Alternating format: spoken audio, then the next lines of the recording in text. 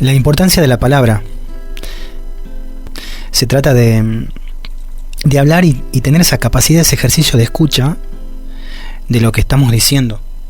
Ahí quizás podamos pescar algo de eso que retorna, de ese eterno retorno de la repetición. Gustavo Rossi, cuando habla de lo cotidiano, las redes y sus interlocutores. La importancia que tiene ahí la presencia del AT, del acompañante terapéutico, con la necesidad de ese otro de estar acompañado, de contar con un semejante que esté cercano. Esa presencia terapéutica. Cuestión, digamos, que el AT trabaja en relación a la simetría, es decir, a esa distancia necesaria que tiene que haber con el otro para poder generar algo del orden de lo terapéutico. El acompañante terapéutico no es el amigo de la persona a quien acompaña. Pero la importancia de este trabajo que hace Gustavo Rossi, esto del semejante al prójimo, esto de prestar a una relación de semejanza como condición inicial, que va a sentar una base para ir estableciendo un vínculo. Entonces esa calidad de ser semejante es algo que liga al sujeto humano, porque el acompañante terapéutico puede aparecer como testigo activo, que en determinadas situaciones propone un diálogo, y ahí está la palabra. Entonces ahí, a través de la palabra, podemos ir ayudando a la otra persona a ver qué es lo que está apareciendo como reiterativo en esas cuestiones que no logra, y que llega a un punto donde siempre hay un retroceso, La importancia, ¿no?, del vínculo. Hay un trabajo muy interesante que hace Carmen Gaona Pisonero, se hace en relación a los procesos comunicativos de la salud en Campo Níjar, en Almería, España. Es muy interesante porque trata el estudio de cómo se aborda la salud y la enfermedad, digamos, en esta experiencia de salud en el Campo Níjar. Estaba totalmente deteriorado en todos sus aspectos. No era posible, digamos, hacer algo allí como algo productivo. Entonces tenían muchas falencias económicas, y eso estaba produciendo una deserción de los mismos habitantes. Digamos, económicamente había demasiada carencia. Entonces cuando de pronto comienzan a indagarse lo que se podía hacer para evitar un mayor exilio, si se quiere, de los habitantes, sobre todo de los jóvenes del Campo Níjar, entonces se empiezan a plantear algunas cuestiones en relación a lo que los habitantes empiezan a proponerse. Entonces se arman unos invernaderos y se empiezan a trabajar esos invernaderos. Comienzan a buscar de la vuelta a la situación, y empezar, digamos, a transitar esta experiencia productiva, y de un tiempo a otro resulta ser que comienza a funcionar. Entonces de repente en Campo Níjar empiezan a crecer económicamente, y eso trae aparejado que muchas de estas personas que se habían ido del lugar comienzan a regresar porque necesitan mano de obra, y muchos hijos que venían a ayudar a sus padres también. Esta gente comienza a tener también créditos, préstamos bancarios, para poder solventar este proyecto de invernaderos. Y resulta que va tan bien a esta gente que empiezan a exportar, o sea, entran a otro nivel en cuanto a su producción. Pero hay algo, digamos, que está vinculado a este trabajo cuando se presenta Campo Níjar, que es que a raíz de esta implementación de los cultivos intensivos en los invernaderos, obviamente esa zona rural que comienza a urbanizarse trae aparejado cuestiones, digamos, de impacto en la salud de las personas. Pero tenían más recursos económicos y había más recursos en salud, pero había algo del orden de cómo la persona habitaba el cuerpo que lo llevaba a una situación de repetición. Esto lo dijimos en el episodio anterior de los cuerpos recursivos, y era en alusión a esta autora que hace este trabajo tan interesante. Entonces ese rasgo negativo indiscutible que aparece en Campo Níjar, y donde hay unos movimientos que hacen que surja una nueva imagen de precariedad. Ya no era una precariedad económica, sino era la precariedad del cuerpo. ¿Y por qué, digamos, intentando articular con esto que plantea Rossi en cuanto, bueno, a lo cotidiano, los interlocutores, en la manera en que vamos a abordar al semejante desde esa distancia terapéutica y poder lograr algo ahí, a ver si desilvanamos algo de eso que se repite? En Campo Níjar, esto de la nueva imagen de precariedad hace que lo que la autora le llama la red profana de referencia, que es esto, ahora lo ponemos, digamos, más claro, a quién acude uno cuando hay un malestar. Por ejemplo, en el caso de las mujeres, el primer interlocutor que tenían era el marido. Mujeres de 35 años para arriba, ya, digamos, hablaban con otras personas. Y mujeres de 40 años para arriba ya no confiaban ni siquiera en sus propias amigas, solamente se hablaba de particularidades que tenían que ver con la salud de los hijos más pequeños. Entonces, esa red profana de interlocución comienza a tener modificaciones, pero se sigue ahí pudiendo ver la importancia de tener con quién hablar. Entonces, ¿qué pasaba con esta gente en Campo Níjar?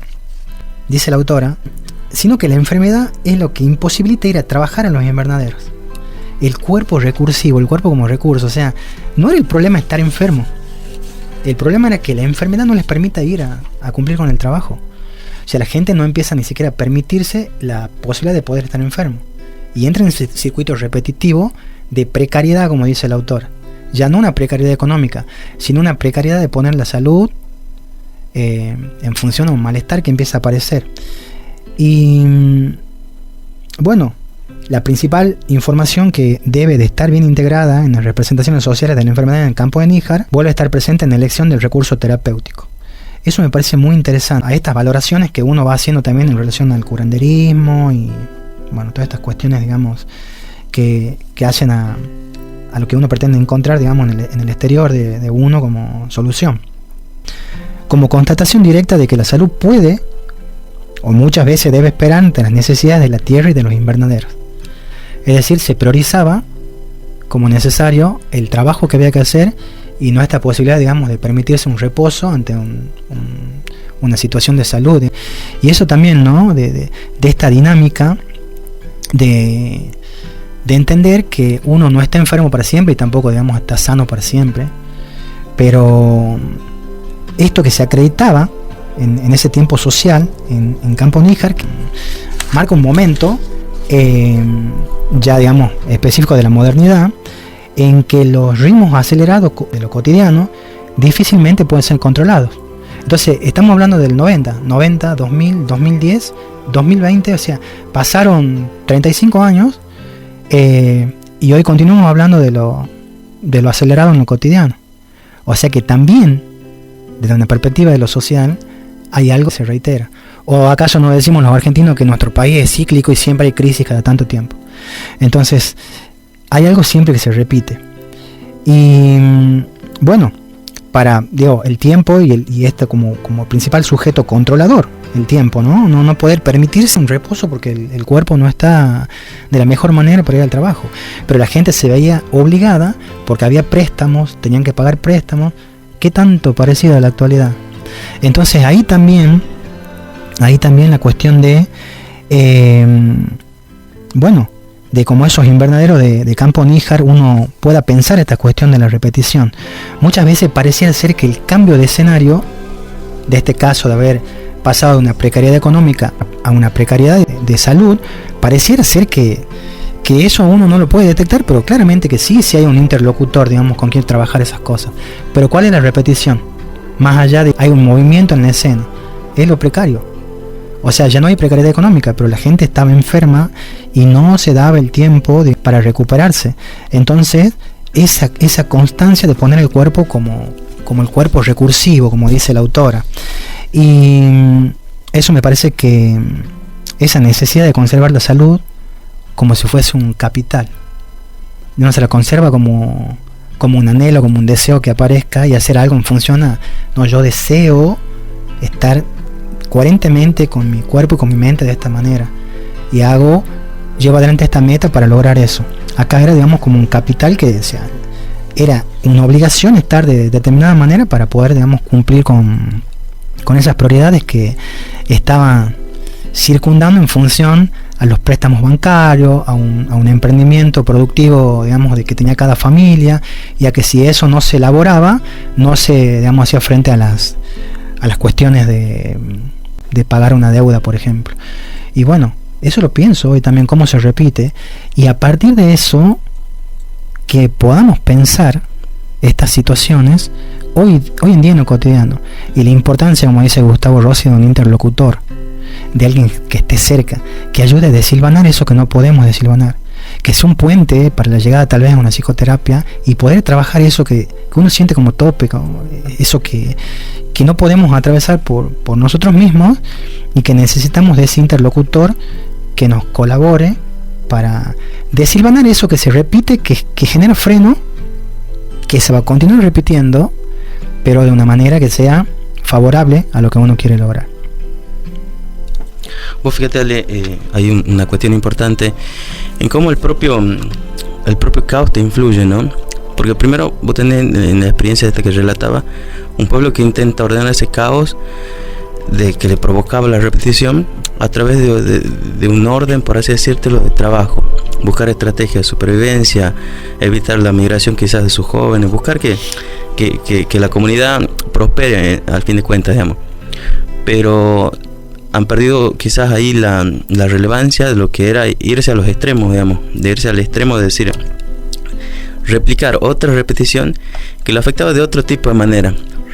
Replicar una repetición que al final lo ha conducido a mutar una precariedad, como vos decías, económica, a una precariedad de salud, donde el descansar era algo incluso mal visto, ¿me entendés? O sea, era como un estigma social el hecho de permitirte descansar, el hecho de permitirte que puedas estar o sea, haciendo uso de tu espacio. Y vos fíjate, si lo trasladamos aquí a la realidad, cuántas veces ese caos desordenado que tenemos nos lleva a que un trabajo de 8 horas lo expandamos a 10, lo expandamos a 12, y no nos demos cuenta que le quitamos tiempo de calidad con la familia, no nos demos cuenta que le quitamos salud a nosotros mismos también, porque no es lo mismo un cuerpo que te trabaja 8 horas diarias a un cuerpo que te trabaje 10, 12 horas diarias, sin darse cuenta, sin poder ordenar eso. Entonces, sin darnos cuenta que al propio desorden quizás lo hemos cometido nosotros, no hemos dado un orden para trabajar. Entonces esas 8 horas las hemos llevado a 10, a 12. Y vos fíjate la relevancia de por ahí ese interlocutor que te diga, pero ¿por qué si tu trabajo está estipulado en 8 horas lo estás haciendo en 10, 12? ¿Qué te has puesto a ver qué estás haciendo mal? ¿Qué pasos estás conduciendo esa actividad para decir, un salto cuantitativo de 8 a 12 son 4 horas, lo llevas a 6 días laborales en la semana, y es una locura de horas. Y cuando le das el orden, resulta que a lo mejor esas 8 horas se transforman en 6 y te ahorras 2 horas que puedes disfrutarla con tu familia, que puedes implementarla en mejorar otras cuestiones. Por ahí creo que como personas cometemos el error de creer que tenemos el tiempo a nuestro favor siempre, digamos, y hay que ver cómo se invierte ese tiempo, ¿no? Porque mira, esta comunidad que vos exponías, la inversión del tiempo era trabajar. Qué loco como una repetición que venía para modificar y sanar termina convirtiéndose nuevamente desde la posición interna de uno en eso que termina deteriorando, digamos, y quizás aún más, porque a lo mejor esa persona que migraba en otro lado no tenía el mismo deterioro que lo ha llevado a conducir y permanecer ahí, digamos, quizás con una economía mucho más movilizada y todo lo demás. Pero es increíble cómo a veces cómo impacta el tema de la repetición y el tema de ordenar ese caos, digamos, a partir de darnos cuenta de cómo afecta esa repetición. Y la repetición también puede ser transformadora. Aunque generalmente se habla de la repetición como algo negativo, también puede ser una vía hacia el cambio, hacia una transformación. Repetir una escena con un nuevo desenlace en un entorno terapéutico o vital más seguro puede ser sanador. En ese sentido, la repetición no tiene por qué ser una condena, puede convertirse en una puerta de entrada a la sanación, a la conciencia, a la libertad interior. Tropezar con la misma piedra es la manifestación de que algo en nuestra historia aún busca ser comprendido. Es la manifestación de que algo en nuestra historia aún busca ser resuelto o simbolizado. La repetición es el lenguaje del inconsciente. Una llamada a mirar hacia adentro para sanar aquello que no pudo ser dicho ni elaborado. Entonces, reconocer nuestros patrones, entender su origen y dar pasos conscientes hacia el cambio es un camino desafiante, pero profundamente liberador. La psicoterapia es una herramienta clave para acompañar ese proceso y permitir que lo repetido se transforme en lo elegido. Y el acompañamiento terapéutico es un ejemplo de enlace para darle forma al deseo del acompañado.